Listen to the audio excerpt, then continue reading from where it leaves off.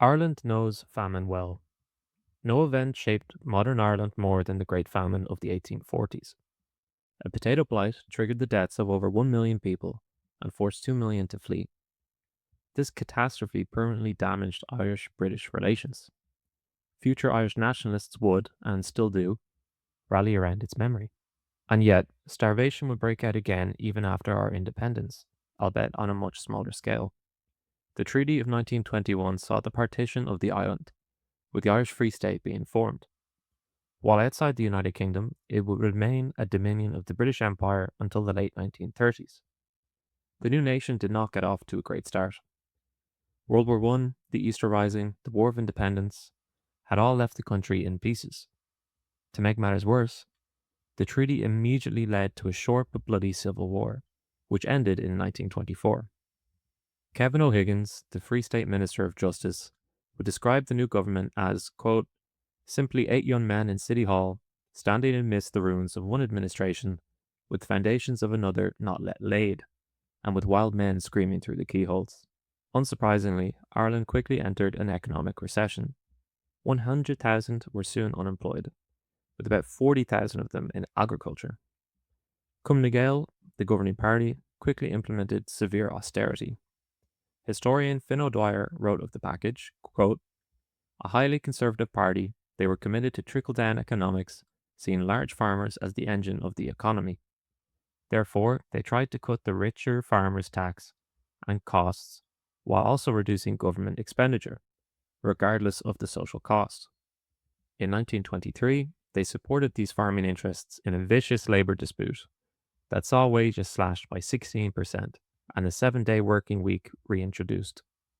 In 1924, Finance Minister Ernest Blight cut the old age pension by 10%, something that would haunt the governments in years to come. As a result, whatever Ireland had in the 1920s that passed as a safety net was dramatically reduced. To make matters even worse, the weather was exceptionally poor between the years 1923 and 1924. This devastated both years' harvests in a strongly rural country. Due to heavy rains, crops began to rot in the fields. Fodder became impossible to source, and large numbers of animals began to die from disease. The heavy rain also made it harder to dry out turf, the main fuel source of the poor. By mid-1924, newspapers began to predict the coming starvation.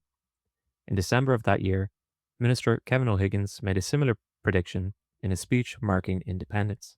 In 1925, people began to die.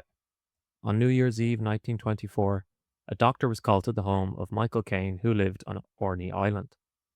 The doctor later described the scene. Quote, his emaciated face showed only too plainly the cause of his illness. The man was starving and too far gone to benefit from medical attention. 2 children of 3 years and 2 years, respectively, were lying by the fire trying to keep warm. They too were weak for want of nourishment. According to O'Dwyer, Caine died 2 days later in Galway Hospital from typhoid, his body too weak to resist. In January and February, 10 deaths were recorded in Clare and Galway, mostly children. The worst affected region was yet again the West, same as during the Great Famine. By summer, 750,000 were estimated by the Manchester Guardian to have been starving. Initially, the government's response was to provide a significant sum of £500,000 for relief. They also organised coal to be shipped to the west to replace dampened turf. This was an incredibly important measure. In an article on the international relief in Ireland during the period, a Lady Dudley, a nurse in Kilma, Comeo, claimed that she had not seen a proper fire in any house she visited. Quote, in the same area, an elderly woman died from severe cold. She had no fuel and in desperation went to bed in the middle of the day in a bid to stay warm. Neighbours found her dead after they went to offer her an evening meal. Unfortunately, the government's response began to change. An article on the government's reaction in History Ireland states, as the crisis progressed through 1925, when it attracted international attention, its approach began to change. The government continued to minimise the situation. Ireland's Minister for Agriculture, P.J. Hogan, even told it all, quote, there is no abnormal distress in the West this year. I say that, and deliberately. There is always distress in the West. but the distress this year is not particularly unique. This blatant lie contradicted the government's own words and actions, but it began to be repeated by its officials. The crisis continued throughout 1925 without any coordinated solutions put in place by the state to mitigate it. What saved the people of the West was an improved harvest later in the year, which improved conditions for the most vulnerable. Whether or not the crisis should be labeled a famine or not is still disputed. While the true death toll is unknown, it is generally accepted to have been quite low. In comparison with periods such as the 1840s, it was minor. But such widespread starvation in Ireland just 3 years after independence remains scandalous. The government's downplaying of the suffering only adds to the failure. While many of the factors which led to the crisis was out of their hands, its response or lack thereof was not.